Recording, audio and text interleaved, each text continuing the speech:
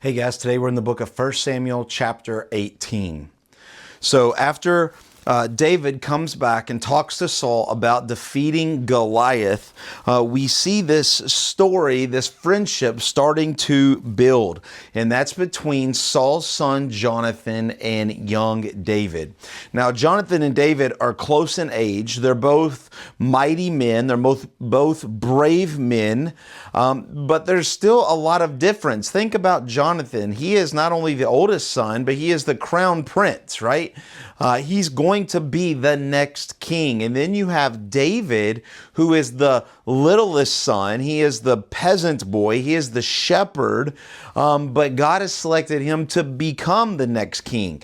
So there's not a whole lot in common, but we can see that God is growing this relationship between Jonathan and David. Even so, it says that Jonathan loved him, and we see that they made a covenant of friendship that will stick through a lot of things that are about to happen.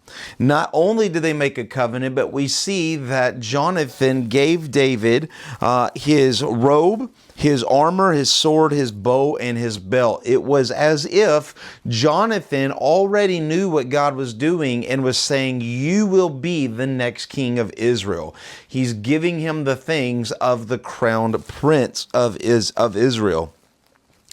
And David went out and was successful wherever Saul sent him, right? So Saul would send him to wars and to battles, and the Lord kept blessing him.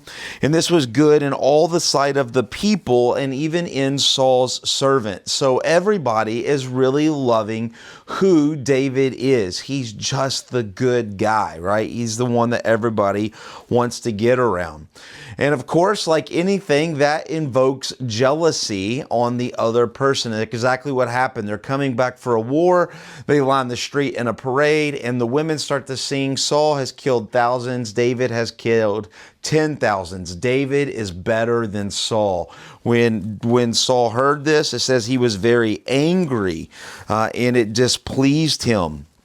And we can even see that it says from that day on, Saul eyed David. From that day on, Saul was suspicious. Saul was against. And it's not just an idea of maybe something's going on here, but we see even Satan begins to work in this event, because we see in verse 10, the next day a harmful spirit rushed Saul while David was playing the harp, right? So David is there like he is normally playing the music, and he's playing it, and Saul gets an idea. Let me kill David.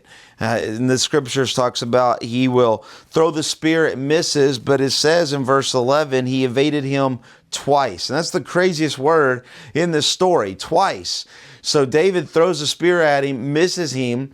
David comes back, begins to play the harp again, and he allows him to throw a second spear. That's crazy. We wouldn't do this, but it just truly shows you the heart of David and the allegiance he had to Saul. Even though Saul was not the greatest guy, he was the king, and it is what God wanted him to do. Saul was afraid of David. Because why? Because the Lord was with him and the Lord was not with Saul, right? So it's not over just his good looks, his good hair, how good of a warrior he is. His ultimate jealousy is that the Lord was with David. And that still happens a lot today. A lot of times people will be mad and dislike you because the Spirit of the Lord is with you. And not with them because they're not in the right place. And that's exactly what's going to happen.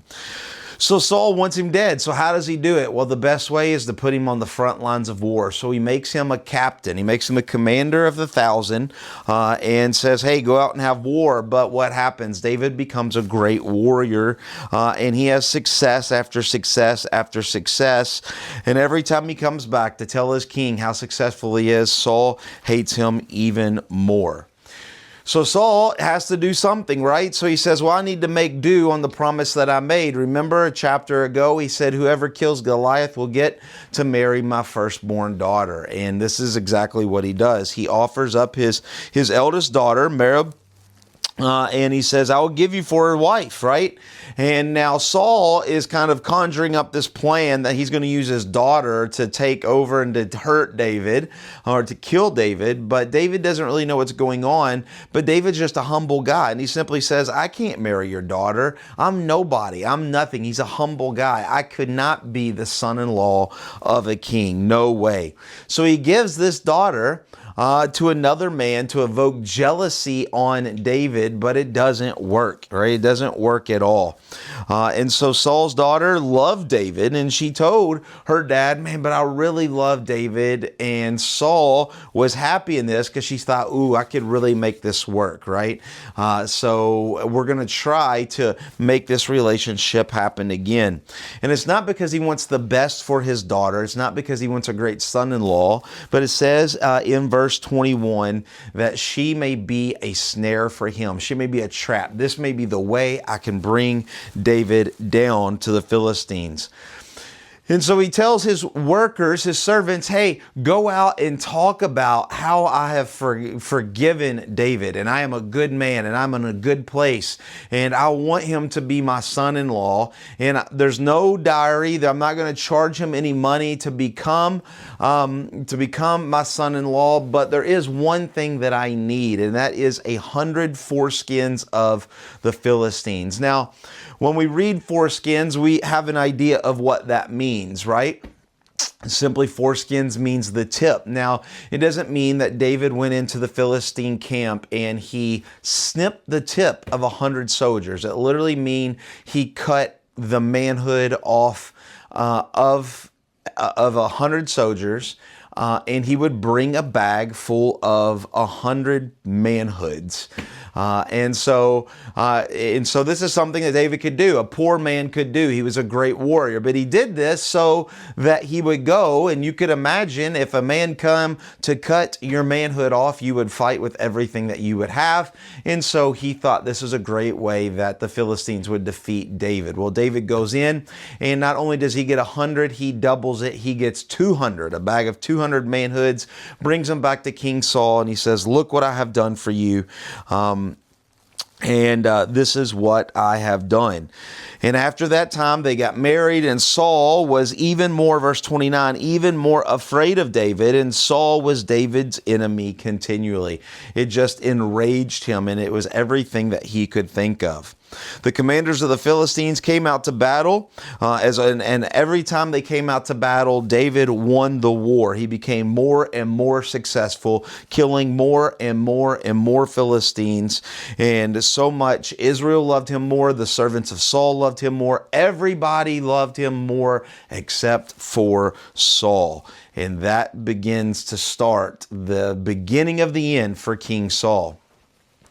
What's interesting about the story is it's a great story, but we see here in the last verse, verse 30, it says that so that his name was highly esteemed.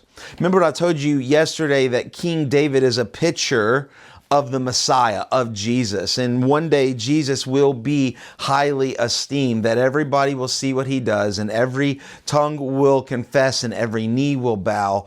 And so here, as David is doing the right thing, his name is being highly esteemed because he's working for the Lord. Jesus will do the same. And so as he came to earth in flesh, lived a perfect life, died on the cross, his name became highly esteemed because he became the sacrificial lamb that allowed the children of God to come to God, right? He bridged that gap, and he did the will of his Father, making his name highly esteemed. And so I hope that makes a little bit more sense, gives you a little picture of what Jesus has done for us and what David is doing for the will of God. And we will continue on tomorrow in chapter 19. God bless.